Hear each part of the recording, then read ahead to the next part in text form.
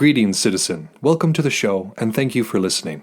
For more of the art of wargaming in your life, definitely check us out on Instagram and Facebook. If you'd like to support the show, we have a Patreon account where you can do just that for as little as $1 a month. What we can offer will expand as the show does. If you don't have extra funds but would still like to help us out, you can give us a like, share, or 5-star review wherever you listen to podcasts. Want to get in touch? Feel free to message us or hit up our email, artofwargamingpodcast@gmail.com. We look forward to continuing the conversation with you because we know the world is vast, with many different ideas on tactics and strategy that can be applied to the games we enjoy. You're listening to the Art of Wargaming on the Ear Firm Network.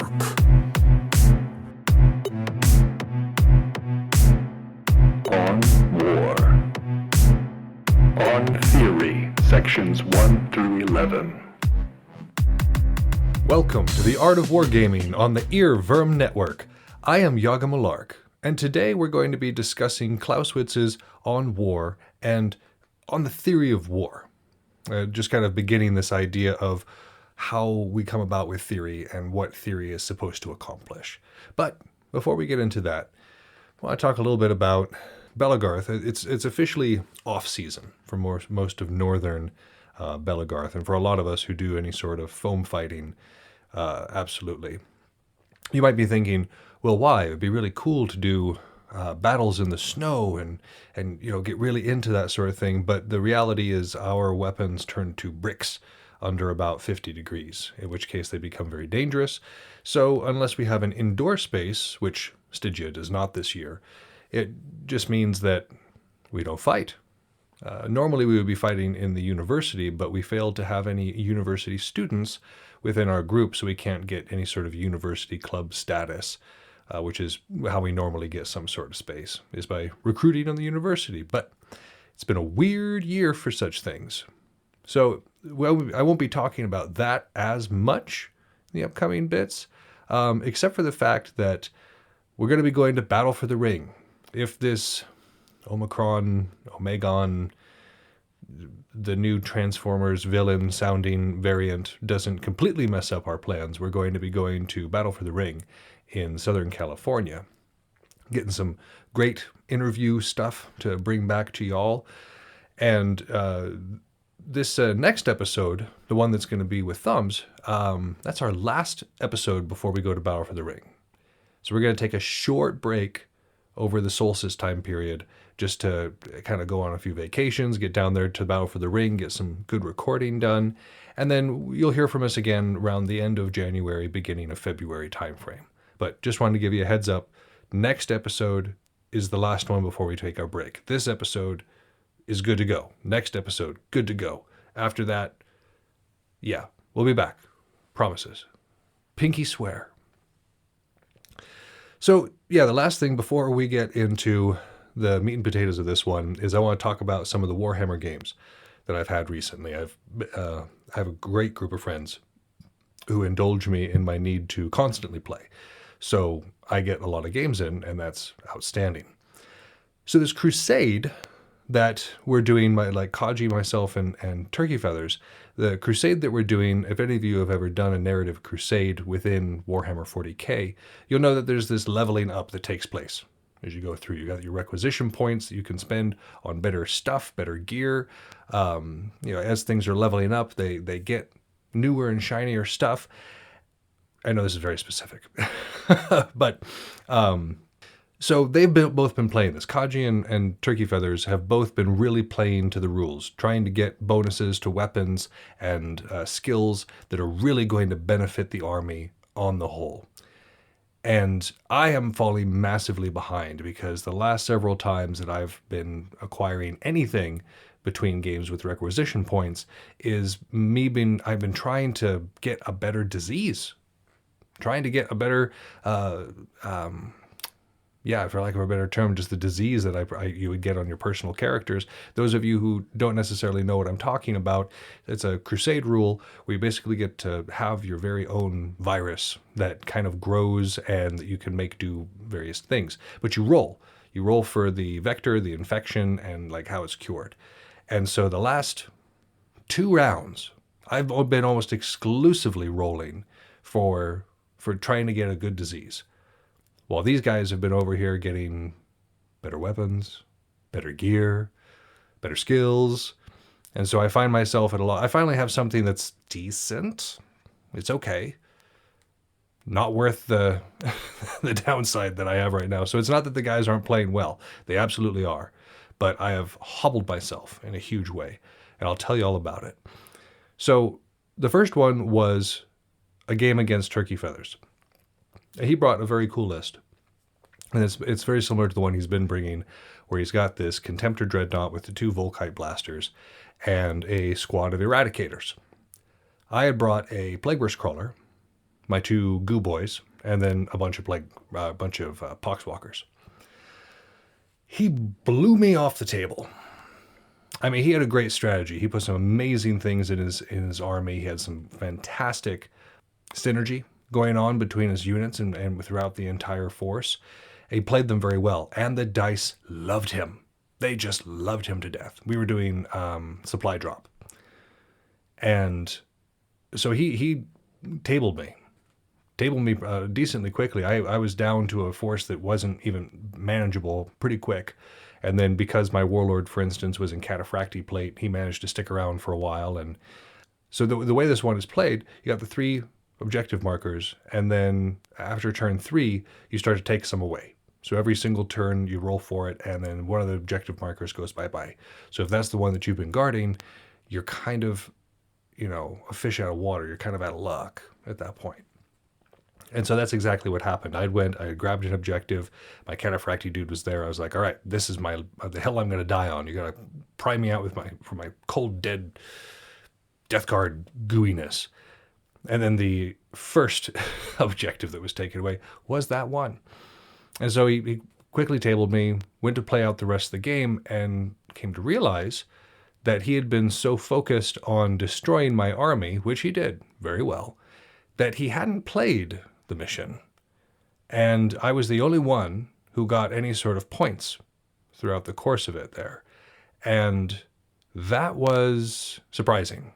He should have won that game. Like, absolutely, hands down, should have won that game, except for, a couple of missteps that led to his victory. Not to say that his victory or his loss in that way, but I consider it a victory, like outside of the scoring system of our little game. My next game was against Dickie. I don't know if you guys have met Dickie. I think I've talked about him. He's another one of the lefties in the realm, BOF guy, awesome fella. And so Toto had suggested that the 4 of us get together, himself, Dickie, his friend Sven, and myself, get together and do some games, like a 1v1, but like 2 different 1v1s going on in the same room so that we could like chat and wander back and forth and just kind of hang out and have a game day. And so we did. It was great. And we randomly determined our opponents, and I got Dickie. I had not played against him except for only one other time that I played against him. And he had brought Blood Angels as well. I seem to fight Blood Angels quite a bit. But we had a good match. I ended up winning fairly handily, mostly just because my Redemptor Dreadnought ate things. But it was an excellent little friendly game. And it reminded me that there's a lot to be said for a community atmosphere. I still don't necessarily feel comfortable going down to the gaming store and hanging out, just chilling in a room with a bunch of people that I don't know what's going on there. But going and visiting with some friends in a controlled environment where we all know each other's, health status and that sort of thing, vaccination status, that was really fun. It was really fun. So even more than the tactical, I used used an oblique to make sure that I had local numeric superiority and worked my way around to his more powerful units after, destroying all of the stuff on his right flank, which was easily killable. I thought, okay, I'm just going to wipe out this flank and then shift and deal with the actual hard stuff, which were his Eradicators and Blade Guard. So, fun game, great social hangout, loved it. Just an hour ago, I finished up with a game with Kaji, and it was an excellent game. It was so back and forth. Like, there were moments where I thought I was going to win and moments where thought he was going to win and where I thought he was going to win. He thought I was going to win, and it just was such a nail biter. And it came down to a couple of key mistakes and a couple of key decisions that resulted in his victory by 5 points. By 20-25, Kaji beat me. And he did so, again, I was tabled. Well, not tabled. I still had some poxwalkers who were just kind of shambling across the board. But no, it was an excellent game. He played his army very well to high effect, and using all of the bonuses that it had. He had 2 carnifexes and two squads of Tyranid warriors accompanied by a Tyranid Lord, Tyranid Prime dude. And so they came at me. The cutty dudes did the cutting. My goo boys did their gooing. The carnifexes shot, and then they rushed in. Plague Burst Crawlers are not nearly as good in melee as a carnifex is. Go figure. So, yeah, it ended up being what it is. I had a loss. Kaji had a win. It was outstanding. So this last round, it would have been, I believe, TF's victory. Because Kaji won, but he won by less points than TF had won. And I beat TF technically. And so, yeah, I think TF actually won the whole round. Yes. We're going to go with yes. So, some excellent games. Was really enjoying this. Hope to have some more excellent games over the next coming couple of weeks. And I'll tell you all about them when we do. But that's enough of me rambling on about my personal stuff. Let's move on to what we're talking about today, which is developing theory.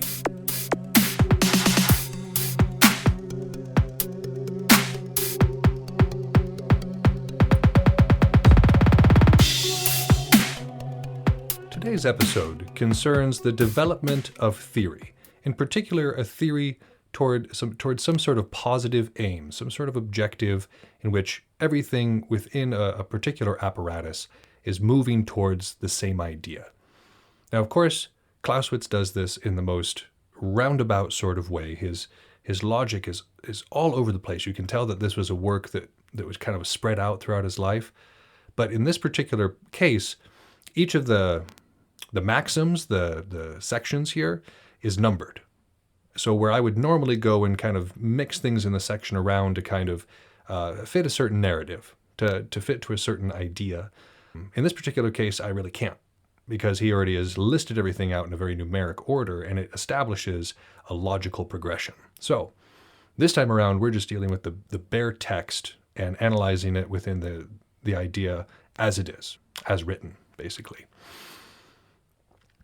We have to remember, when he's talking about the art of war, or about theories of war, or anything along those lines, in most cases, he is speaking about numbers, that which can be quantified, that which you can observe and measure in a tactile sort of way.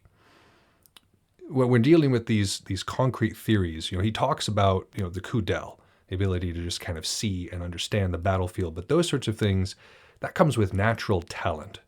You can work on that. We can try to bring that into ourselves and kind of be able to be in the moment. But there's people who can just do it. It's just part of who they are. And so that person is going to be, more naturally talented in that way on the battlefield. But that's not something that can necessarily be accounted for when we're trying to go towards a positive theory, something moving forward, because that can't be something that we depend on. Okay, this tactic only works if the person is brilliant. Okay, well, it's not going to work 95% of the time. So it's not really a valid theory at that point. It's more just personal preference. But, so that's something to remember, that when we're going through this, we're not dealing with ephemeral qualities. We're not dealing with things that can't be measured. Everything here has numbers associated with it. And that's something that he's really big about. So, section 1. We'll just start there. The first concept of the art of war was merely the preparation of armed forces. And he talks about these being like one-sided material activities advancing by graduation from crude to perfection. So the preparation of the armed forces, again, that's pretty numeric. We're looking for a certain number of spears, or a certain number of large swords, certain number of shields, or within something like 40K, we got to try to prepare our numbers of troops and fast attacks and HQs. All of these things are very numeric. It follows a very numeric idea. And it would have been the same thing in Clausewitz's time. or really any time in history where war occurred. The idea of preparing our armed forces and having what we need in terms of equipment, in terms of other supplies, in terms of armor, thinking of arrows, javelins, things that you were going to need multiple of. All these different preparation steps are also numeric and can be quantified. And so this is the first concept of the art of war. The first place where these mathematics can really be applied to what we're doing is just in the prep. Next, we deal with the fact that true war first appears in the art of the siege, which again also makes sense. Initially it might be like, well, wait a second. Art of the siege, really? Like it's not anywhere else. But sieges are probably the most mathematically engaged activity of war, because not only do you have the trenches, which are dug forward at certain degrees, and you have the parts that are moving forward that are also at angles, so that you can't shoot just straight down one of the forward moving trenches. There's a lot of math to it. And then you're accounting for the weight and lift and distance and arc for whatever siege engines that you're using. So yeah, the art of the siege is extremely material at that point. And in this case, we start to see the action of intellectual faculties upon material forces. It really starts to matter here. Preparation of armed forces is huge. As anybody in wargaming will tell you, what you bring to the table can often decide one thing or another. Remember that game with TF I was talking about in the intro? That preparation is a really big deal. But here, we also see that everything is numbers. We can kind of analyze everything by being like, okay, we've got this trajectory, the wall is this thick. It can really be applied here. Not a whole lot of room for error, which is cool. Then tactics tried to find its way in the same direction. So tactics, of course, is something that's kind of been very fluid throughout all of history. Different tactics have worked in different time periods with different weapon sets. Back in the way when we didn't have a whole lot of numbers, in more like tribal warfare, where you're not dealing with large numbers, individual combat matters way more, because you're going to see a lot more of just individual combat on the battlefield. Whereas when we're dealing with numbers in the thousands, tens of thousands, like we are in Europe during the time period that we're speaking of, the tactics change massively, of course. And there has to be a lot more coordination going on. We don't really get a chance to see this very much. I know in Belagarth, the SEA holds some massive events. And so, this would also be similar there. If you've got all these disparate units, all these disparate groups, they're just sort of doing their own thing. You've got these larger groups that we're working with. It really behooves them to communicate. Really behooves people to kind of be on the same line. So when we're talking about tactics, instead of freeing the mind, instead of freeing our range of motion and what we're doing, the idea is to make an army more like an automaton, which functions a lot like clockwork. And the idea is when something is supposed to happen, it will happen the way it's supposed to happen because it's been drilled 10,000 times. Right? I mean, these guys aren't just walking into battle and being like, all right, pinwheel formation, here we go, and never having touched the field. I mean, some of the French irregulars, the French volunteers, sure, they fall into this category. But when we're dealing with these prepared armed forces, yeah, they walk into battle knowing what they're supposed to do. Again, they've drilled it 10,000 times. So it still behaves the way that it should. When the general wants it to do something, it responds in a way that is more manageable. The real conduct of war made its first appearance incidentally and incognito. Remember that for a while there, it was only those naturally talented that could really be good at war. Alexander, he inherited one of the best armies, probably the best army on the planet at the time. But he also had a natural talent for tactics, for strategy. And so these rules were very ambiguous to begin with. Who could be good, who couldn't, who's got that coup d'etat, who doesn't.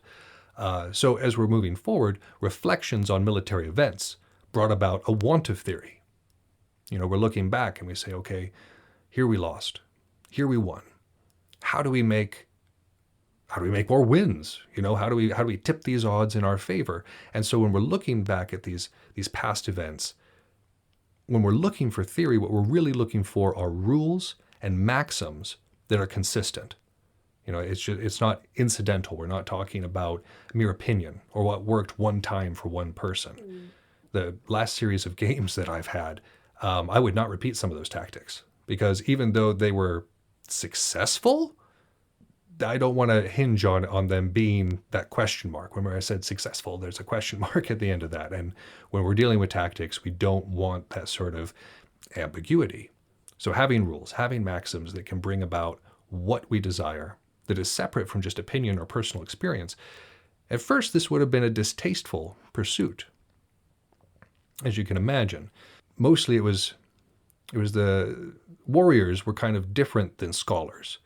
For a good portion of history, you had scholars who studied war, but it's really only been recently that you started to have a large number of scholars who were also warriors and could communicate in this way. And by recently, I mean in the past 1,000 years or so.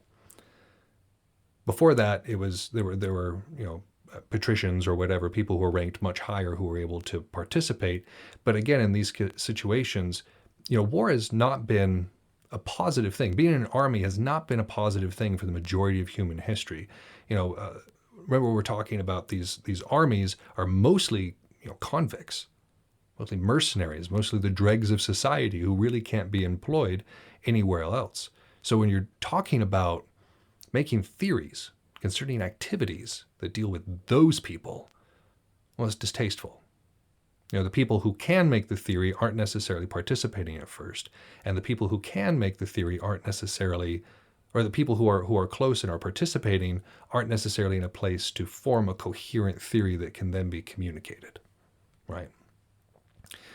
So, but we move from there to these endeavors to establish a positive theory.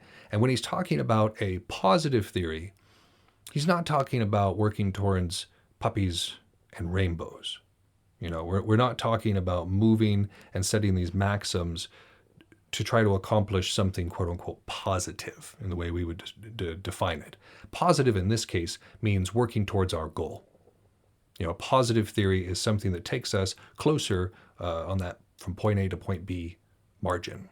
It's something that gives us that upper edge, these advantages that we're looking for. That is a positive theory when we're dealing with military science. And so this comes with the establishment of maxims, of rules, and even systems to attain that positive object.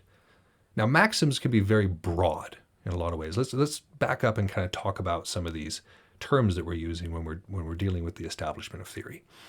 Maxims are, again, they can be rather ambiguous. They communicate truths through metaphor or through very simple statements. They are basically the proverbs of military science. Well, one-offs that are supposed to kind of mean something, but they're the things where the intent is absolutely conveyed in a short way. You don't need a whole book like on war to really convey these maxims. Each of them is concise. So the army marches on its stomach, for instance. Just about all of us have heard that one. If you haven't heard it out in the world, you've definitely heard me say it. That's maxim, right? But it illustrates a point of like an army requires subsistence to actually do its functioning. So we have to maintain a certain nutrition level all of that is summed up in an army marches on its stomach. Boom. War is a continuation of politics by more violent means. Boom. That illustrates an entire idea, an entire concept in just the short sentence that was involved there. One of my other favorite ones, every plan is perfect until it meets the enemy.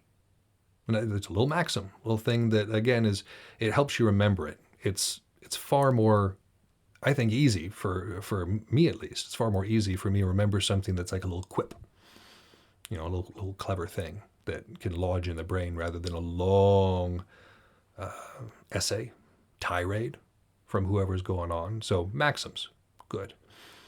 Rules change is the thing with rules. So if we're establishing rules, we have to understand that they aren't hard and steadfast rules. Something that is a rule in one moment or one type of conflict with a certain type of technology might change based on the development of new technology or new tactics. Agincourt is a huge example, a really good example of this kind of idea. The French were still in the mode of the cavalry ruled the field. They were still, in their minds, in the age of the horse. They hadn't caught up to the English longbow technology at that time. And so when they encountered these arrows, which were able to punch through that full plate, that's a big deal. By the way, up until that point, that full plate on a horse was brutal. But they didn't account for the change in the meta. And so those rules of the cavalry ruling the field and being able to do whatever it wanted to ad nauseum, well, that changed. That changed real fast on that field, and everybody knew about it. So these rules that we establish, they don't necessarily carry on. Another example is the type of warfare that we're discussing right now, this so-called conventional warfare that was around at this time, people marching at each other, large artillery emplacements just sort of bombarding. And these numbers we've been talking about are rather minuscule. We're not talking about thousands upon thousands of deaths, hundreds maybe, and then people withdrawal. So this wasn't a super lethal way of war, at least not at this point. Whereas if you start to look forward at like the American Civil War, World War I, these are both examples where this conventional or what we called modern type of warfare would be applied and were not good at all. Halfway through the Civil War, you started to have the development of rifling, a lot of rifling in the weapons, which made them accurate. You could actually look at what you were aiming at and have it go there, rather than a musket, which was very unreliable in this way. And so the battles where that started off in, and you still had people marching in rows as though they were trying to deal with that, indiscriminate musket fire, but instead getting mowed down by very accurate fire, that was a big deal. The introduction of automatic weapons, the Maxim gun, changed the battlefield in a huge way. And a lot of commanders did not take those weapons into account. World War I is filled with tragic stories of people getting, we're going up over the trenches, and then they go up into no man's land and march across mines and barbed wire into these gun emplacements and just get massacred. And this was because the tactics that once worked, again, those tactics were the way. Notice that the French, in the Battle of Valmy, it was numbers that helped them win in that way. And that's actually continues throughout the war for a while, that numbers really mattered and could work in this way. World War I showed that numbers didn't quite matter in the same way anymore, that the rule of just sheer weight didn't necessarily matter against that sort of superior firepower. So yeah, rules change, meta changes. The same thing in what we do. Physical wargaming, new equipment is being used and improved. Weapons are being made lighter or harder hitting or more versatile. We've got all these different developments that are going on that will advance the course of the meta. Different armor that is being used and developed and maybe made more to style or better in terms of movement. All of this influences the meta. And not to mention just technique and tactics. I know in Belagarth, the meta wasn't necessarily getting stale, but it was following a very regular cycle until we started getting a huge influx of amp guarders. And amp guard is a much faster sport because they use much lighter weapons. And so a lot of those techniques still transferred over, and there was a suddenly injection of a lot of speed into the game. And so people had to really alter what they were doing. These rules that once existed in terms of line combat, in terms of conventional combat, had to shift in order to accommodate for that faster play style. And if you didn't, you became obsolete real fast. And so it was either accomplished by, refining your technique. I refined my technique, for instance, in order to hopefully cope with it. Other folks try to catch up on the speed. TF is one of those who has absolutely matched the meta in terms of speed, and even is in the 90th percentile when we're dealing with that sort of thing. So there are different ways to respond to these changes of rules, but we have to be aware of them. We have to be humble enough to realize that the way we did it, past tense did, isn't the way that it will always be done. It was these commanders, these ones who had been raised in that level of thought, who going into the Civil War and into the World War I led their troops to absolute death because they weren't willing to update their mind. They weren't willing to expand where they were to accommodate what was actually happening. 40K is the same way. The meta is constantly changing, either between codex to codex or between edition to edition. Things change. What we need on the field changes. How we play it on the field changes. And if we're not willing to keep up with that, again, we become extinct. I know plenty of people that got stuck in 7th and they never left. They're not on the tournament circuit. They're not playing against anybody except for the ones in their small little group because they're stuck.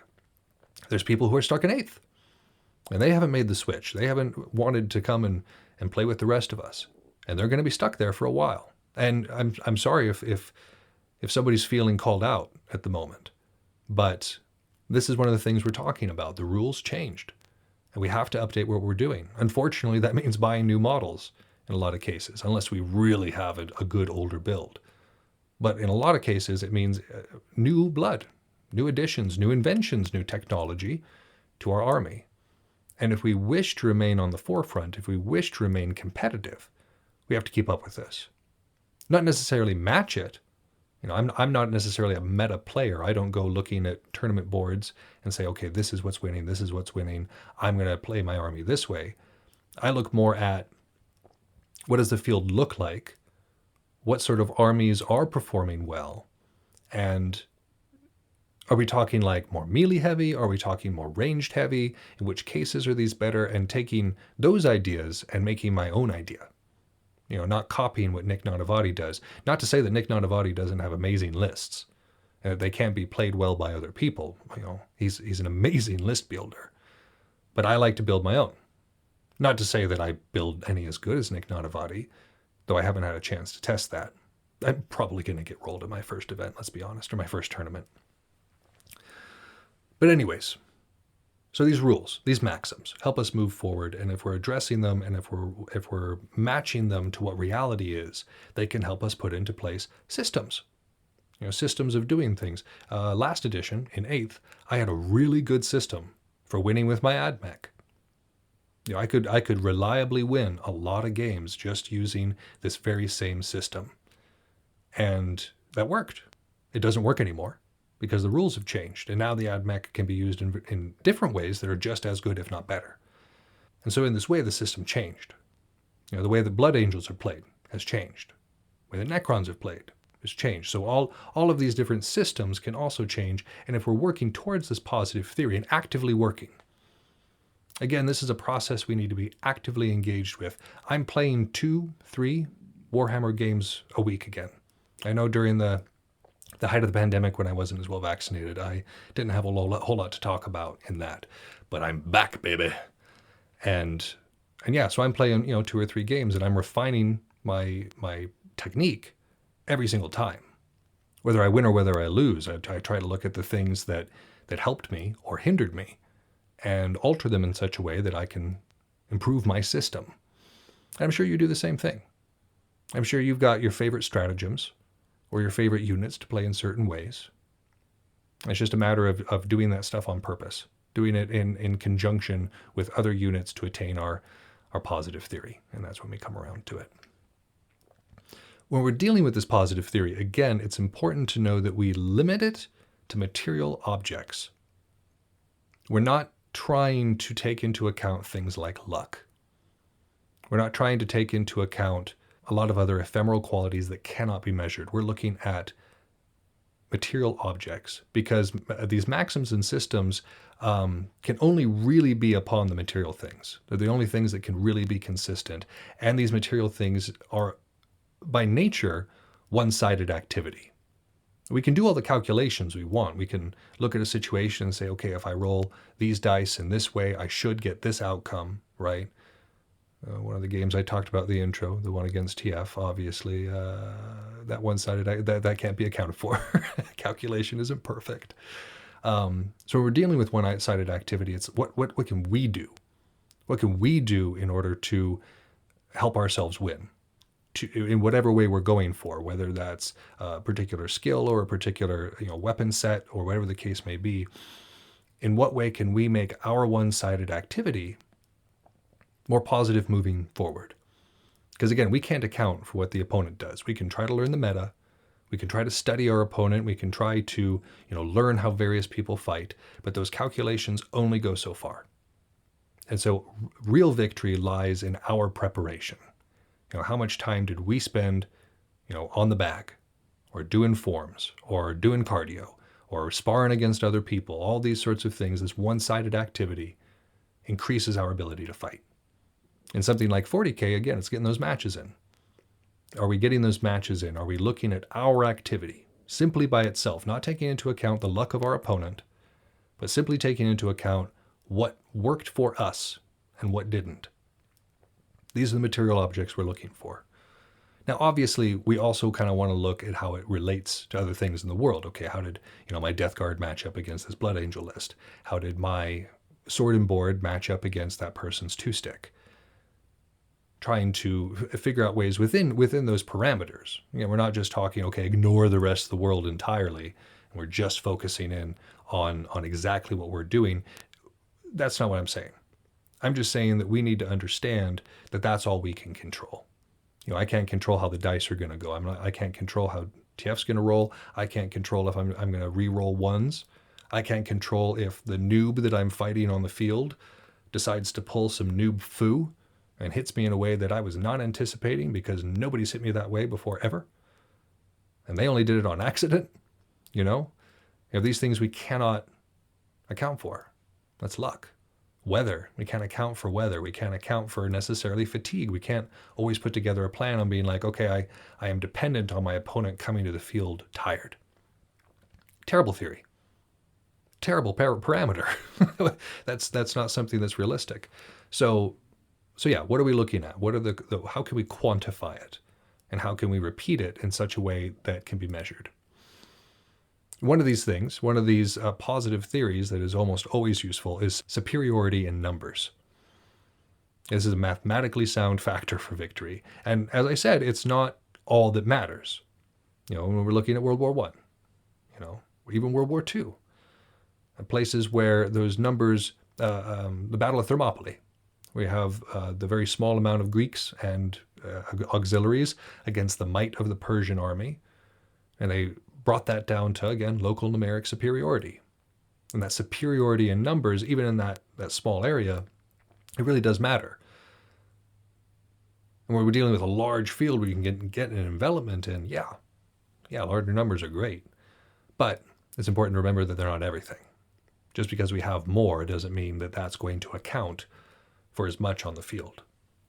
As we talked about last episode, sustaining the troops. That's another thing that we can measure. That's another material object that we can influence. And having a systemization for the subsistence of large numbers, that is a big consideration. Again, that's not something that most of us will have to deal with. Sometimes at larger events, the folks running feast, all right, like Tandar, one of the guests we had on a while ago, he often runs feast. He's in charge of feast at one of the larger events in the East. Rhyming. And so he might have a better idea than most of us what exactly this means, having subsistence for a large number of people. And he's doing it for one meal. He's doing it for the one big blowout meal. Imagine having to do this every single day, 3 times a day for an entire campaign. Man, you want a system. We want a way of getting the stuff there, preparing it, and getting it out in the most efficient manner possible to make sure that it's not interfering with the rest of the performance of our military. It's not hindering our efforts. And all this relates to the base. That's another thing that's a material object that we can have some control over. And there we also talk about the subsistence of troops, the rest and revitalization, provisions for numbers and equipment. We're dealing with maybe reserves in case the army gets depleted. Of course, backup weapons, backup armor, just in case. Security of communication, making sure that there's a way to get messages back to whoever commander or whatever armies that we're dealing with as well. That's a big thing of the base. And then security of retreat. That's one that a lot of people don't think of, but in case you have to quit the field of battle in a hurry, it's a good idea to have a way to do so. Have a secure line of saying, okay, well, I know where I'm going to go. We're going to head back to base. We're going to pack up real quick, and then we're going to, get out of here. That's actually really important. And it's something that needs to be accounted for. Maybe not in what we do, as we're not necessarily going to be fighting around our bases, whether or not we're doing intellectual or physical wargaming. But in terms of actual warfare, this would have been a really big deal. Now, one of the other things that they talk about in here is something that Clausewitz picks a fight with. Now, remember, when he gets salty and picks a fight, he doesn't pull punches. This is a guy who's very willing to speak his mind on these topics. And so the concept that he's against here is these ideas of a geometric layout, right? And he says that they're utterly useless. And previous authors have said that we should do this. Vegetius proposed some sort of geometric, this is the way this is. It measures, this many cubits by this many cubits, and this section is this, and and a very proper geometric figure. Machiavelli did the same thing. And it's kind of obvious that neither of them really commanded troops in the field, because then they would have realized that the terrain does not cooperate. And the needs of the camp don't always suit that particular model. So I agree with Clausewitz here. He says, he's picking a fight with these older dudes and saying, that's not the way it is. And I agree. Now, the next thing he picks a fight with is the idea of interior lines. I love interior lines. I have used them to my benefit. In physical fighting, in intellectual fighting, interior lines are an amazing way to ensure fast response to whatever. So a good way of trying to explain this, I guess, is if somebody's throwing a haymaker and we block it on the inside, well, that gives us the ability to strike then on the inside as well. We got the armpit and the guts and all that and ribby goodness to be able to strike at. And so being able to use this interior line, again, there's a matter of reflexes in it. You can't waste the opportunity. And Clausewitz says this is another exercise in pointless geometry that has no place in the real world. And to that, I pick a fight with him, picking a fight with that idea. Basically, I'm a huge fan of interior lines. I'm pretty sure that they're very important to any sort of wargaming, martial art that we do. And that Clausewitz, and just one more thing before we transition to the interview. This is right after Frederick the Great, who used the interior lines in order to fight to a standstill against these other major European powers. He's bouncing all over the place between the Swedes and the Russians and the French and the British and just all over the place, and managed to fight all of these larger groups to a standstill through the use of interior lines. So I don't know where he's getting this criticism on this particular one. But anyways, that's sections 1 through 11. Next time we'll do 12 through wherever I stop on my notes. And for now, we're going to transition to our interview, where I'm going to be talking to Kaji and TF.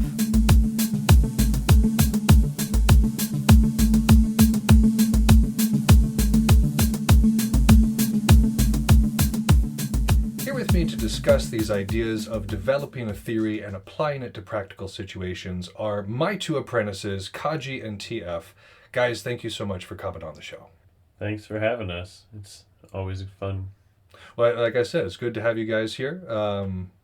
Today we're going to be talking a little bit about this developing of theory. And now Clausewitz is very methodical, of course, about the way he's doing this. And his focus is on using numbers, on being able to quantify what is going on around him. That the art of war is entirely revolved around what can be mathematically accounted for.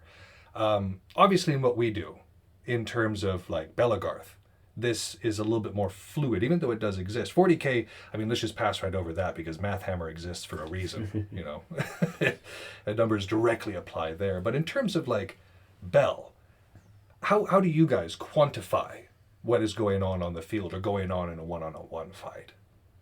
There's many different points where you choose which fight you're doing. Like you said, group fights to one-on-one. Many different factors are being pulled. You always factor in the numbers, the equipment people are using, how many projectile uses there are in a fight, and you can't really quantify skill, but you want to take it into a factor. Sure. One-on-one, it's more about picking the equipment, making sure that you're using your appropriate distance, and controlling which zone you're fighting in. That makes sense. And of course, all those numbers come into play, the length of equipment and the reach of the individual, what their individual reach can be. Sure. When I go to do a fight, I am typically on one edge. So for me, it's about how many look like they're going to come at me. Do I need to stay there and be a target that is taking up this entire side of their team, or are none of them really looking at me? Can I just quickly run in and do a lot of damage real quick? So it's not like hard calculations like m equals r3 squared, therefore I will flank, or something like that, right? No. Be hard to do that on the fly, I reckon. Yeah. Yeah, you don't do quadratic equations for simple basic pick and choose.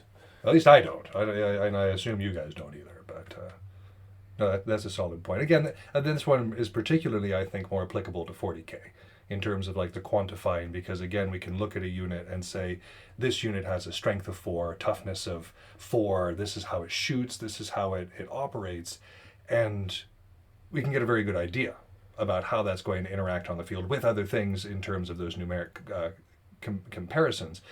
But even if we're looking at skill level, let's say we're ranking people on a scale of 1 to 10 based on our own internal ranking system. Well, that ranking system becomes completely defunct after an event. Because like maybe of the people in the realm, we can continue keeping track of each other. But once the event is over, people go back and they continue at their own developmental pace. So the next time we see them, a person who was a 4 may have become a 6 or a 7, just in terms of that progression. And so holding them to a concrete number, I think, is actually a detriment to us in a lot of ways. Being flexible is always a key, and using yourself as the biggest marker, I think, is important.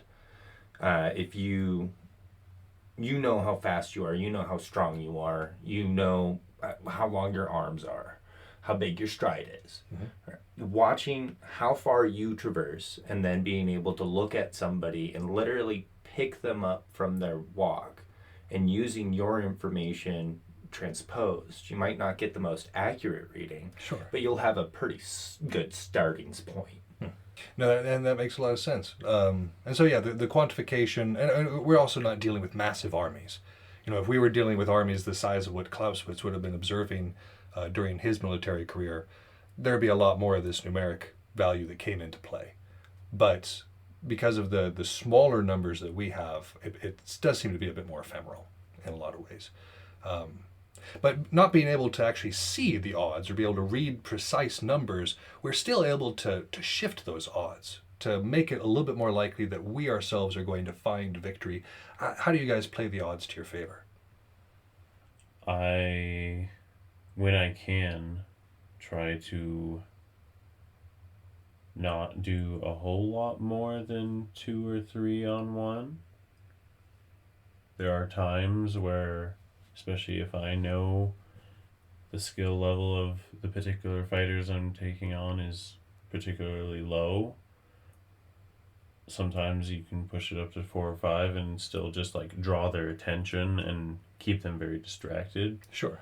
But like if I'm going to go in for actual fighting, I don't generally want to face more than 2, maybe 3 fighters, just because that's hard to block more than 2 weapons, because sure, generally I have a shield and a sword, so if I can't use both of those to block everything, that's a problem. And yeah, I mean, yeah, absolutely. So positioning, especially on bigger groups where you're having to do the 1v3, v5, trying to get them to slide around each other, so you're basically forcing that 1v1. And then me and Turkey here both use a running tactic, because it's not being a coward to flee, right? When you know you're outmatched and you start running, especially because we've got the nice long legs, somebody's faster than the others. They'll pull ahead, they'll try to catch you, you whip around, you do your damage, you keep going. Pretty sure I saw this in an episode of Rurouni Kenshin. And also with the running, and I a lot of times, especially in our local field, knowing most people's general tendencies, like I can try and weave around in the catch their attention and maybe get them to follow me a bit here and start maneuvering them around the battlefield in ways that, like, oh, I can get them to like run into these guys, they can fight. That takes out a bunch of work that I don't have to do. Sure. Maneuver around myself around with that to get to fights that I can do on my own. Things like that. So manipulating the numbers, strategic positioning, definitely ways to even those odds. There's other ways to do it, of course, and I think some of that also comes down to gear. You know, we can even the odds certainly by having gear that is not only competitive in terms of the meta, but also suits us as people. You know, there's going to be gear that's meta that isn't quite geared toward my body. The little flails that were really popular there for a while, they weren't as good in my art. Like the long flail made sense for the way I swing and the arcs that I'm going for, but I just can never generate the right power with those little flails. They were absolutely meta there for a while, but they weren't really good for me. Yeah, for me, my weapon choice depends largely on what role I'm going to take on the field. Like, what I like, because on our local field, I can switch around a lot and do what I need to like have a good time and also still be competitive. I can switch between archery, sword and board, red, whatever. But once we get to like the big field level, I enjoy doing sword and board, but I will always feel far more useful as an archer. Because there's just so many more targets. I can get a much higher consistent kill to death ratio. Like on big event fields, like I can sometimes go an entire fight where like I don't die and I just am picking people off constantly, especially in like bigger region battles, like standing in one area where people are just coming back to that same area, like killing the same people over and over. I dig it. But then, yeah, on our local fields, I do a lot more of like sword and board and red. Just because archery is different at the smaller field scale versus big fields. You have to be incredibly active or die a lot. Yeah, which that's where I am. Moveset's super important, and that kind of comes off of the equipment. You just have different options. If you have a big shield, small shield, long sword, short sword, two-handed. Does it have a pokey? Sure. Making sure that you're using your counters to what other people are using. You'll hedge your bets pretty heavy. I'm not sure if I've ever heard it put that way. Move sets. I like that though. It's absolutely legit when you're thinking about it. There's certain things that you can do with a flail that you can't do with other weapons, and things you do with other weapons that you shouldn't do with a flail. Absolutely. That's a solid point. Part of that just comes from practice. The more that you're using a weapon, the bigger that your skill set is with it. Turkey is phenomenal with about a 22 to 34 inch. From what I've noticed, that's about his sweet and butter. That's a pretty big range. Sure. And with the smaller weapons, he's using a lot more of those flippy shots. He comes in, he stands really close, and he fights super close to his chest. But the longer his weapon gets, the further his arm comes out. Sure. And he'll start going low more, too. Go after them legs. Yeah. Them tasty legs. Because then you can't chase me. And I can do whatever I want. It comes back to those long legs. You got to use what you have. Shorter people have a greater use of interior lines. That's something that I talked about in the last section. But a shorter person has the ability to use interior lines in ways that us larger folks don't, because they just have smaller motions to begin with. Their center of gravity and their center of motion is closer together. So if they're thinking about it and they're on their toes, they can get right up inside us tall guys, because we have to be out here in order to function. Us trying to function small is very difficult because of those long arms. And so if you're dealing with somebody who is smaller and more and skilled at it, I've definitely had people really frustrate me because they were using those interior lines to their advantage. You have to really think about. I have to go like fencer stance in order to get deal with those folks. Yeah, that's exactly it. But you actually bring up that was an excellent point about another way to improve our odds, which is just practice. A familiarity, not just with our weapons and how it works, but also with other things that improve our odds, like armor. Armor is a great way to improve one's survivability on the battlefield if you practice in it. And remember to call it. And that's one of the big things, is if you don't practice in it, you won't remember to call it. Yeah. And you don't know how to move in it either. Like, even the lightest armor, even chainmail, it takes some getting used to. Different methods of momentum building, Well, and I've been doing that full plate fighting now. Yeah, it's hardcore. Yeah. I have about 5 minutes of active time in there. And I can fight almost all day doing Belagarth. Sure. Even in my armor. That kit's like 45 pounds because I have a full chain shirt and the leather. But it is nothing in comparison to that 80-pound plate. Oh, no. It is monstrous. And the difference in what you can do is phenomenal. I didn't understand wearing armor until I actually started wearing armor. Right.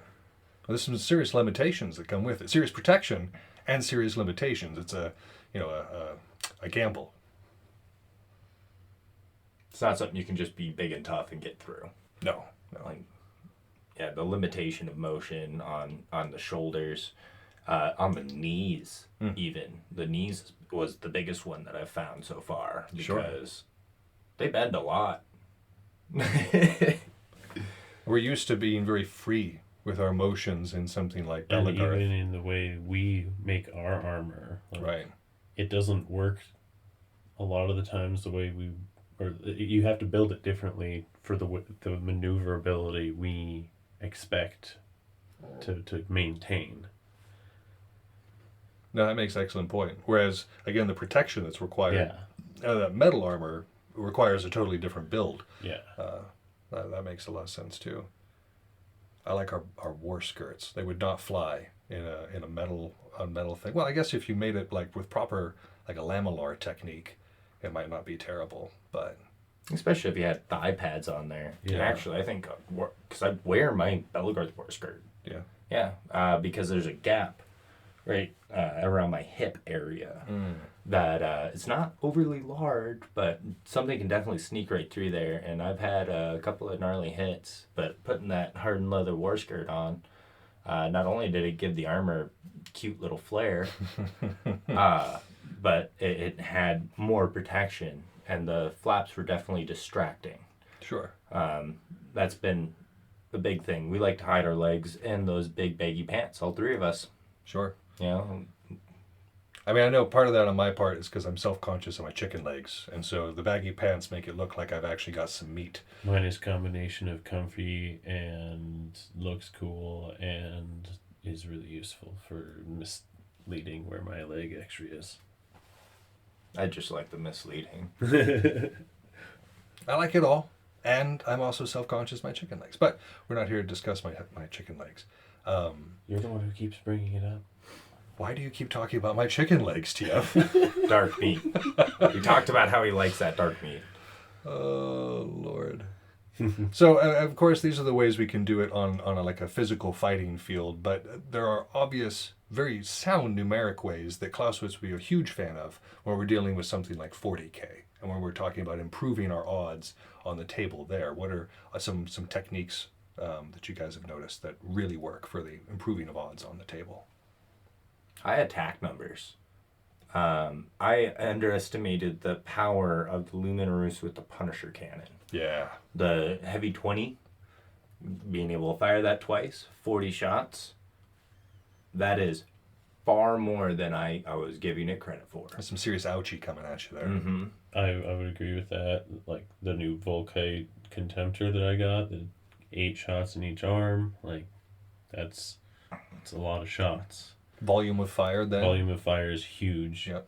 I know you're big on this one, the local numerical superiority. Oh yes, I love local numeric superiority. Like I've said, I think I've said that phrase more times on this show than I ever have in my whole life. But it's also gotten drilled into me that that's like the best thing. Yeah, combination of, like you said, high number of shots or high attacks, and then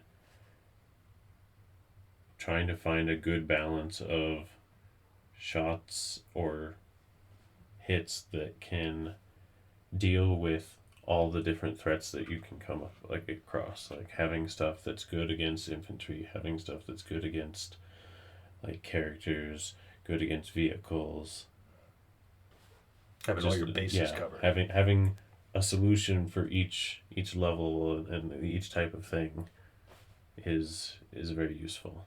For sure. Not that I'm overly great at always doing that so far, but The theory is sound. yes. Kind of like a lotto ticket. You can't win if you don't buy. And the more times that you buy, the better chances you have at winning. So the more dice you get, the more chances, the more lotto tickets you got. Sure. That makes a lot of sense. And then, like you were saying, there's also like the quality of fire as well. Like an entire army of pure guardsmen is going to put out a huge volume of fire.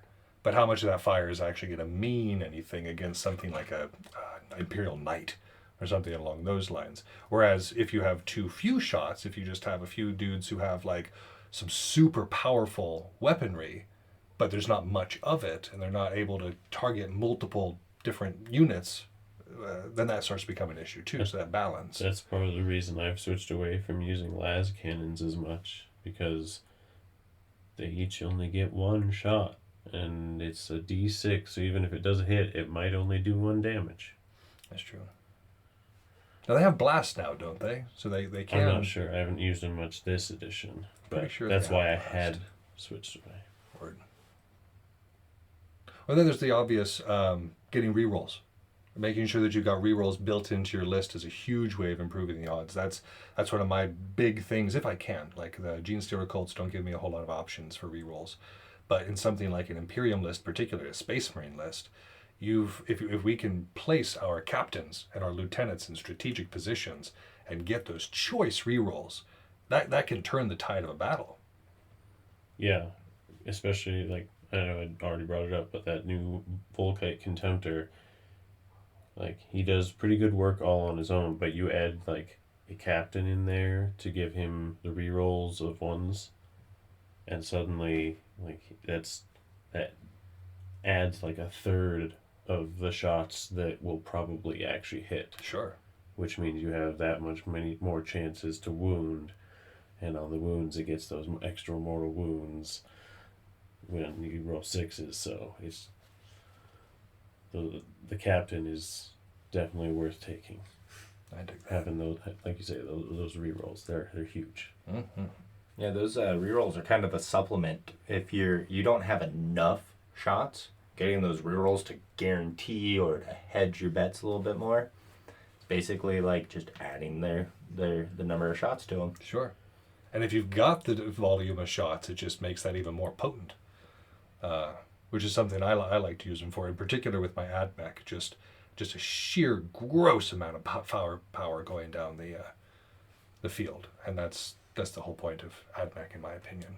I know that they can be played melee this edition, but I still like to kill my opponent over there. That's Says the dude using the punchy bots.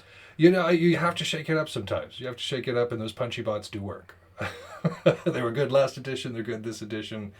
I love those guys. And then there's me, who used to be all about the melee from the Blood Angels, but I've been switching to a more balanced, which means a much more focus on shooting, which has led to some like reverse rolls in a couple of the last games Yeah. from what I've typically done against people.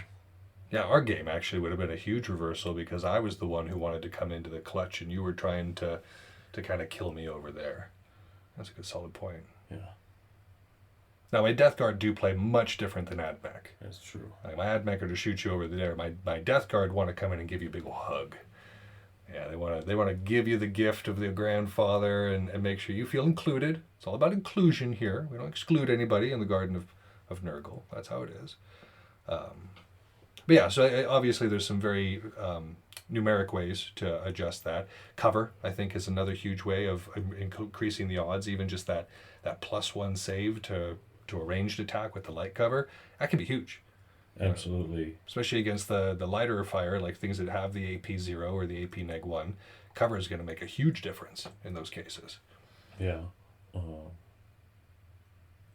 Examples from my recent games with both of you, I was thinking the cool Gravis armor would be cool enough to just stick those eradicators out there not in cover, and they died both times because of that. Yeah.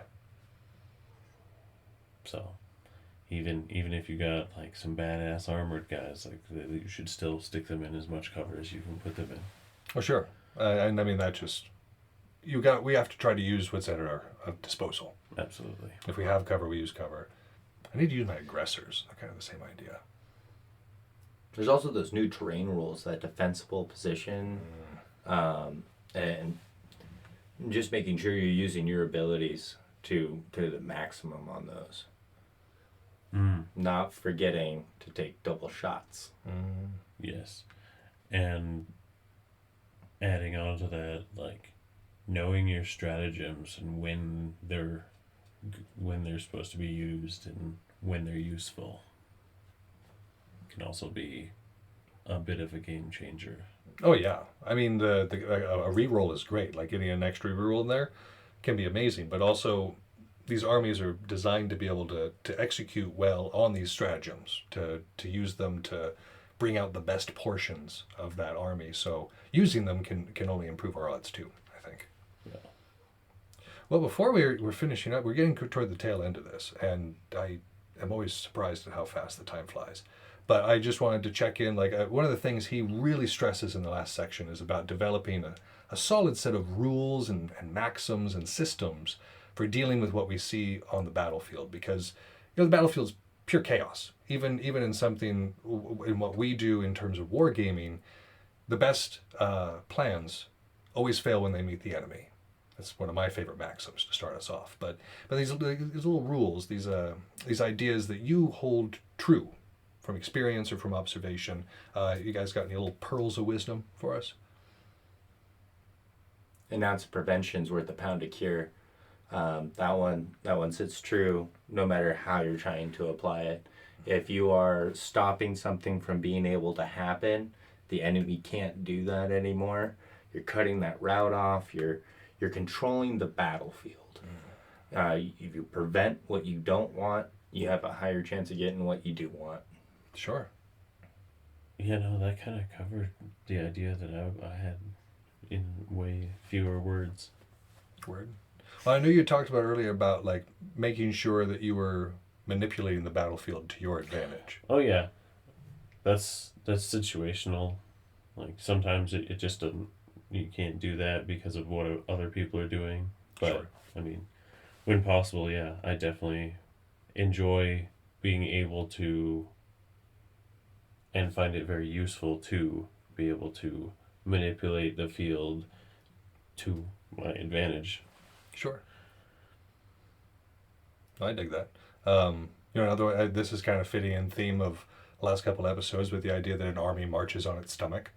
I think that that's very true no matter where we are. And I mean, maybe including especially something like a Bell event where you can definitely tell the difference by especially like day 3-ish, who's been eating well and who has not been eating well. Who has the solid supply of nutrition and who has been living off of saltines. Don't fight a fair fight. Yes. Like if you can manipulate a fight to where you have the advantage, you should do so, because everyone else is going to be trying to do so. Sure. And not doing so puts yourself at a disadvantage, which is not what you want. I dig that. So, whenever possible, do not fight a fair fight. Always put the odds in your favor. Mm-hmm. Keep your options open. Yeah. Very important. And don't believe your enemy. If they make you feel like you only have one way to go, pick a different direction. Don't ever walk blindly into a trap. Always keep your options open. I dig that. Yeah. I make an alteration. My war master had a saying, don't die tired, basically saying that, you'll only die tired when somebody's running from a fight instead of facing down the inevitable. I have changed that little pearl of wisdom to be die tired, which is do everything. Do everything you can to win. Make sure that they have to squeeze the last drop of blood out of you. I mean, you guys have fought against me on the field, fought against me on the tabletop. I die tired. I don't make it easy for anybody. Even if I'm going to lose, I don't make it easy. And that's one of the big lessons that I would kind of put out there. Give it your all, guys. You learn more that way. That's true. It's true. Well, we are done here, guys. I wish we could have gone on longer. I know that we were talking before this, and I know we're going to keep talking after this. So our particular hangout is not over. Unfortunately, dear listeners, our hangout is now over, but you and I will be progressing forward to speak in the next section. But guys, I just have to say thank you. So thank you so much for coming on. Thank you for having us. Yeah. Always a pleasure to come hang out with you. Indeed. It's always a good time. Well, I appreciate that, guys. And for the rest of us, we're going to be moving on to the autumn of 1792.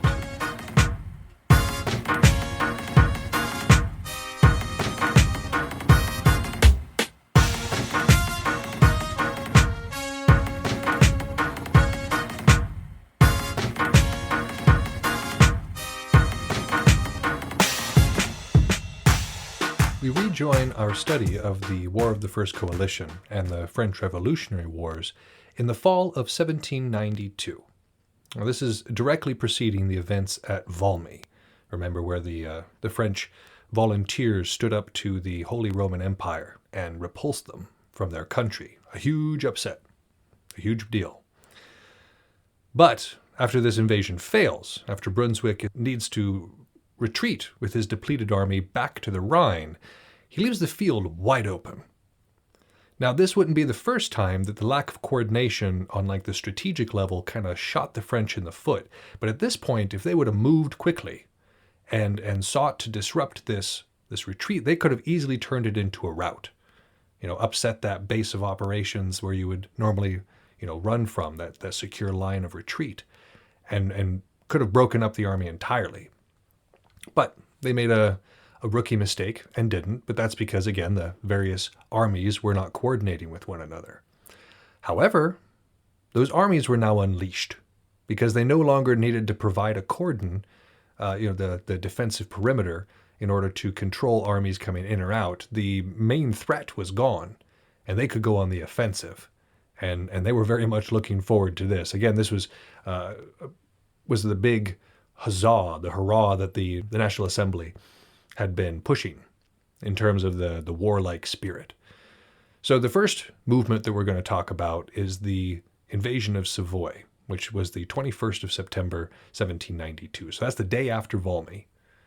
The day after Valmy, and everybody hears about what's going on. They're like, okay, well, it's time to go. It's time to go right now. So evidently he was ready to take to the field.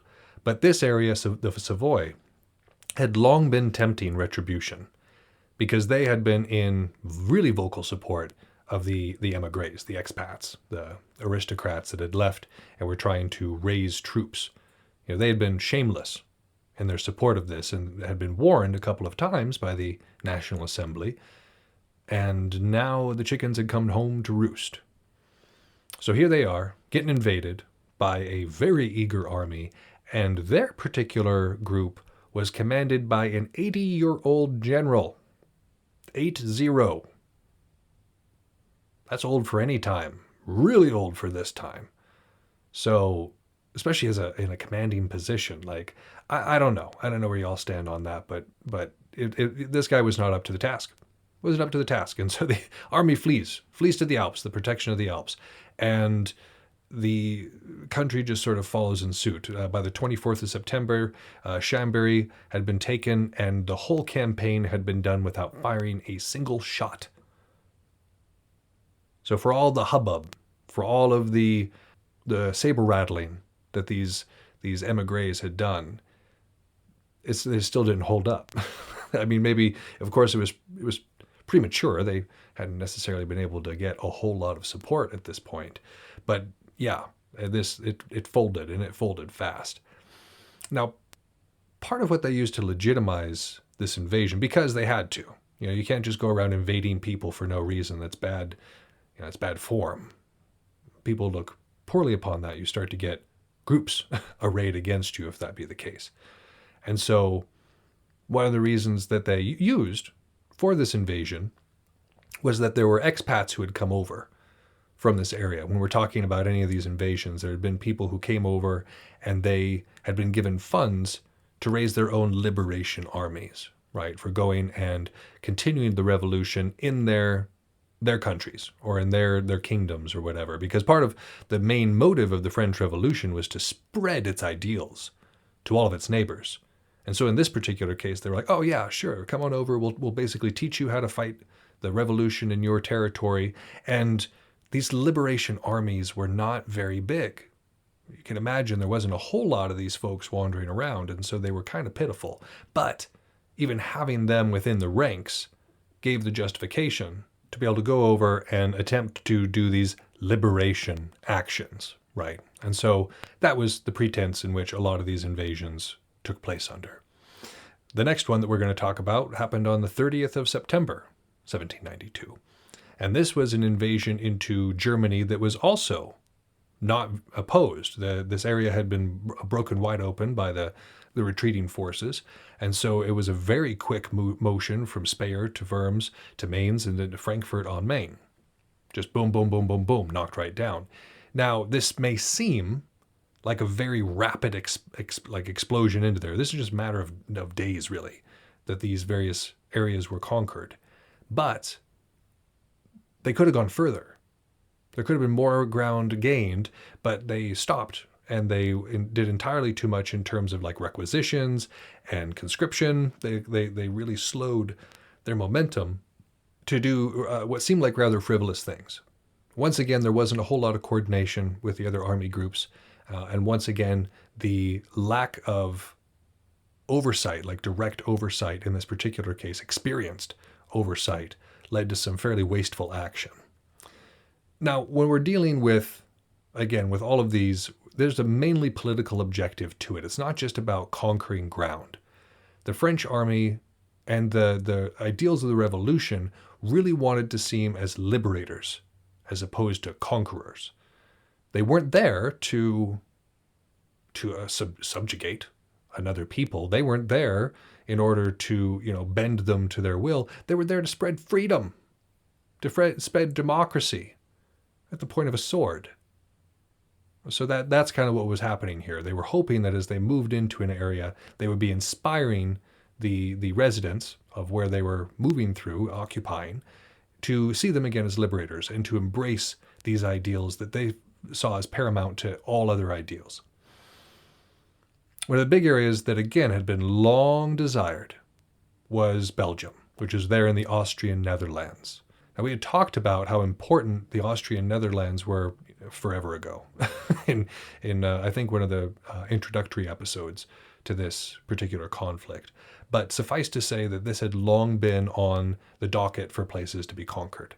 And so after Valmy, these efforts were resumed to invade Belgium. In fact, the guy who was doing this, Dumouriez, was the one that kind of was called back in order to participate at Valmy. He wasn't directly in charge necessarily, Kellerman was, but this was kind of his pet project. This is where he wanted to be, was doing this invasion. So actually we have a battle to talk about here, which is nice. A lot was happening in the fall of 1792. But on the 6th of November, 1792, you had the Battle of Jemappes, or Jemappes. I'm not sure how you pronounce that. I'm sure there's somebody in Belgium who's just whacking their head against something. I'm sorry for my mispronunciation. I am not familiar with this particular word. So yeah, the Battle of Jemappes, we're just going to go with that, or Jemappes. You had France versus the Holy Roman Empire, right? And under France, we had the commander Dumouriez, and the Holy Roman Empire was represented by Albert Casimir. Which, quick aside, I wonder if the Witcher, if that's where they got the name for the old advisor dude, Casimir, was out of here. I mean, probably is another common name from someplace, but whatever. Back to it. You had a very, very large disparity in numbers on this one. On the French side, they had anywhere between 40,000 and 43,000 troops with about 100 guns. And the Holy Roman Empire had 13,800 troops and 56 guns. Now, they were also far more experienced, and they started off with the better ground. And so there were decent odds in their favor, and at least they thought that their odds were good enough that they stuck around to defend this area. So remember that Dumouriez had wanted to invade this area before the push towards Paris, and that this was a critical area. But of course, they needed to pull back in order to defend Paris, the capital. However, so we're moving forward with this pet project. Now, the Holy Roman Empire actually had around 20,000 troops, but they were spread out over a long defensive line. However, these are well-trained regulars, and so they had a lot of trust in their ability. Valmy was a fluke. That was them advancing on the French. Now it was going to be the French advancing on them. It was going to be this new green army advancing on seasoned vets. They were expecting that to count for something. And I mean, it did. Numbers aren't everything. But, well, our army here, the French army, consisted of those volunteers that we had talked about, like a whole lot of green troops, a whole lot of the folks that had been a part of the National Guard. And then you had experienced commanders and also aristocrats who were still in charge and still at ranks of high position, who were able to kind of steer this military. We're not talking about anything near as well polished as what the Holy Roman Empire had. These folks were career soldiers. They had been fighting in conflicts for a long time. Seasoned vets. Well, yeah, these green, but very, very, very enthusiastic. Remember that we're talking about a new army that's full of zeal, that's full of, the revolutionary fervor for their ideals. And so this is a very motivated force. So I don't know, it kind of makes up for the lack of experience, which is sheer excitability. They want to be there, So these Austrians, they're dug in on the ridgeline. And it's a great position. It affords them a view of the plain, not a huge amount. We're not talking like Lord of the Rings ridgeline, but at least enough of one to be up and to be in a position of command of the battlefield. However, they had only left a small area for a possible retreat. There was one bridge going out the backside of their lines that was to be used for any sort of retreat. So you can tell, again, based on the positioning and based on their willingness to stay and this really small retreat zone, they weren't expecting to. Their plan was not to retreat. I know any of us going into a conflict, we should be planning to win, but these are actual people, these are actual lives. So in war games, we just get back up, we play again. But here, conserving your force is a big deal. So the fact that they didn't make a better plan, and the fact that they thought that, conservatively half the same number as this invading force, but it ended up being like triple. They've got to triple the numbers. That's a whole lot of confidence, bordering on arrogance, as actually we'll see here in a second. So the French plan was to overwhelm them with their numbers, which is a good plan. They weren't necessarily going to outmaneuver them because the Austrian army was well situated. They had basically impassable in a lot of ways to the right and to the left. Their back was to impassable terrain. And so very defensive spot, very good spot to be marching at. And in this particular case, numbers are probably going to be your best idea. There's not going to be a whole lot else that would work in this particular circumstance. And so the plan was not to hit the center, because that's where you're going to get hit with the most fire, but to turn the flanks, to go to the left, go to the right, and try to roll up both flanks and kind of get behind them to cut them off from that small line of retreat. And it's a great idea. And it may have worked better if we were dealing with more seasoned soldiers, but this was poorly executed. These attacks were not well coordinated whatsoever. You just kind of, and it was like if they had really hammered both sides at the same time, it may have worked faster, But in this particular case, they did not. It was just like small little forays from various commanders. And again, they were spirited. Talking about very spirited attacks, but not necessarily ones that did a whole lot of damage. And so eventually Dumouriez sends a column to the center, just like right up the center while these side attacks are still occurring. And they managed to gain a foothold there on the ridgeline. And they managed to turn the enemy right flank at the same time. So this spelled the end for the Holy Roman Empire. They were getting wrapped up. Everything was not going their way. So they start to retreat. And they actually had a pretty good retreat. That remaining flank covered the center and the fractured flank as they retreated across that small bridge, and then they did so themselves. Now, if the French had moved faster, if there was more coordination within this army, again, they could have easily routed this force. They could have prevented them from withdrawing. They could have taken some prisoners, maybe taken some more hardware. But we're also dealing with a fairly green force in terms of actually fighting together and the capabilities in terms of chain of command, right? And so the French actually had a higher casualty rate. And the Austrian casualties were mostly caused by the plentiful French cannons. Remember, they had 100 guns. So even without a whole lot of rifling, even without being super accurate in terms of a weapon, there's a lot of them. They can lay down a lot of fire. So the Austrians did suffer quite a bit under that. But the French suffered a higher casualty rate overall. And they let this smaller force escape, as I said. But again, what we're dealing with here is the psychological impact, not just the Holy Roman Empire, but everybody else that's looking at this new French army, that they beat the regulars, these volunteers, these, green behind the ears, these green and wet behind the ears, or green behind the ears, whatever, we'll go with that. These new troops had beaten seasoned veterans, regulars on the field. Again, this is a big deal. This is a big deal, and it sends a loud message, and it brings up this French war spirit. Remember, they were already being whipped into a frenzy by these various political factions. Well, this just gave those political factions more ammunition, more fuel for the fire. Look how well we did. Look how well the revolutionary zeal has carried us over odds that should have been insurmountable. Here we are with our victories at Valmy, our victories at Jemappes. This was something that they absolutely seized upon for their propaganda. And it inspires more aggressive tactics. The French stopped playing entirely defensive, and they're going out and they're going on the offensive, and they're going to be on the offensive until, kind of the spring of 1793 when they start to suffer setbacks. But we'll go into that next episode. Suffice to say that in this particular case, they were very much emboldened and set off to win a much more high-paced war. And, of course, this also led to the short-term occupation of the Austrian Netherlands. Not very long, mind you, but a short-term occupation, a feather in the cap, if you will, proving that they could. Getting the small amount of strategic benefit of being there.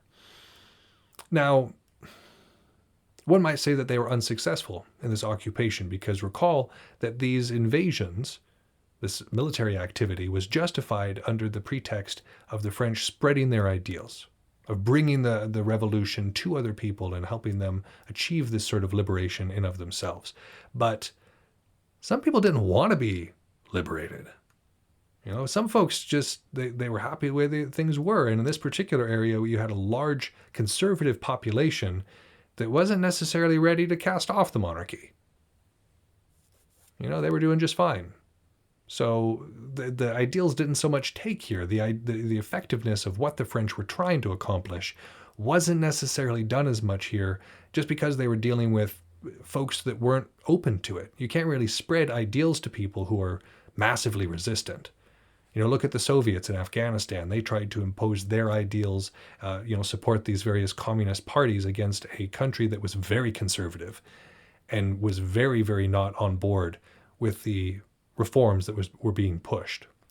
And so the Soviet Union was only going to be so effective because a large portion of the country was in outright rebellion against these reforms, these ideas that were being put into place from outside.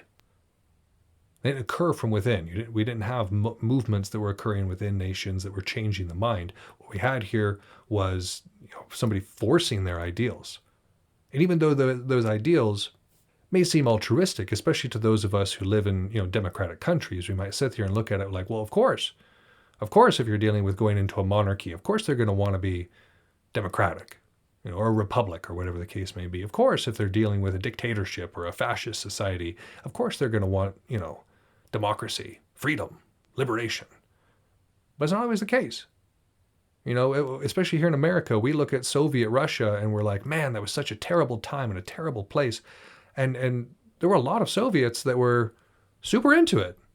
Like that was their place. That was where they wanted to be. They wouldn't become, an American if you paid them. They were into that level of communism. And if we had gone there and we had invaded and succeeded in that invasion, which, Lord knows with the nuclear proliferation, that would not have ended well. But let's just say hypothetically that we did, you would have found a whole lot of resistance in the Soviet population to Western ideals.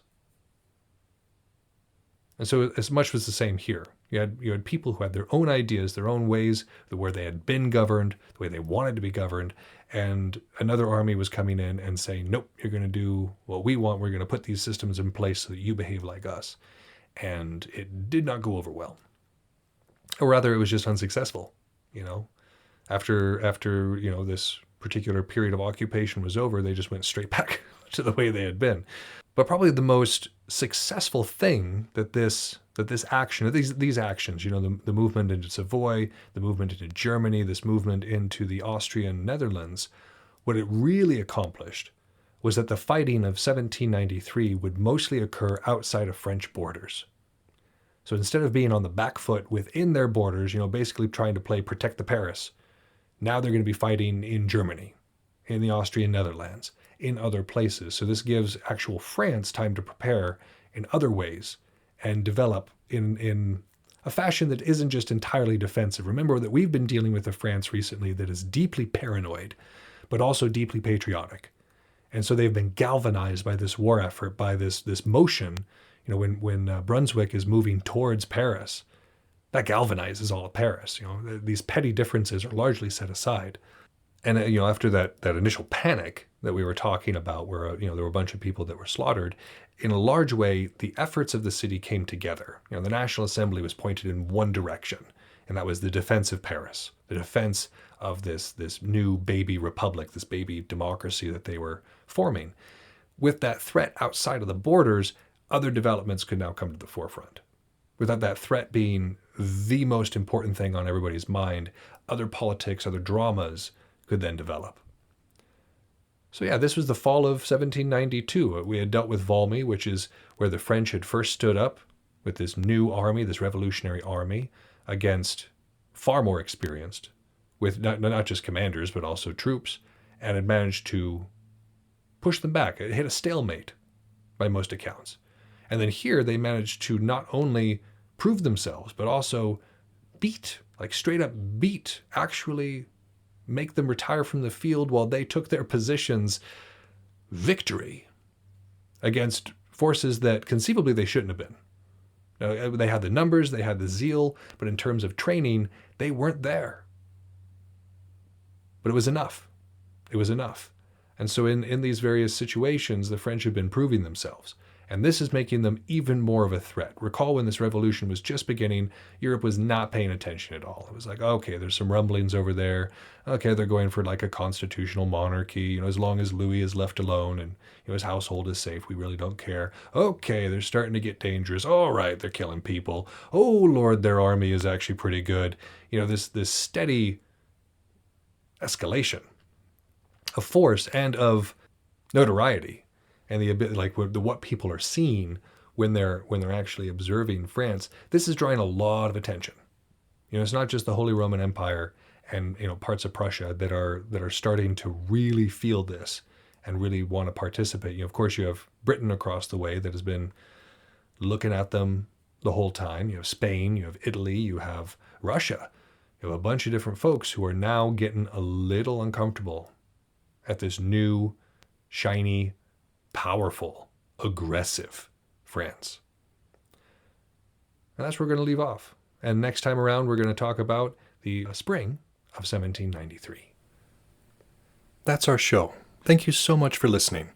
If you haven't had enough of the art of wargaming in your life, you can find us on Facebook and Instagram, where I occasionally post funny and educational memes. If you want to get in touch with the show directly, you can email us at artofwargamingpodcast@gmail.com with any questions, comments, or concerns that you might have. Also be sure to check out all of our sister shows on the Earworm Network, including General Nerdery, Word Balloons, Fried Squirms, and more. We're working hard on having something for everyone. And again, you can find those at earworm.com. That's EARVVYRM. You can also find that in the show notes. But for now, this has been Yaga Malark, signing off.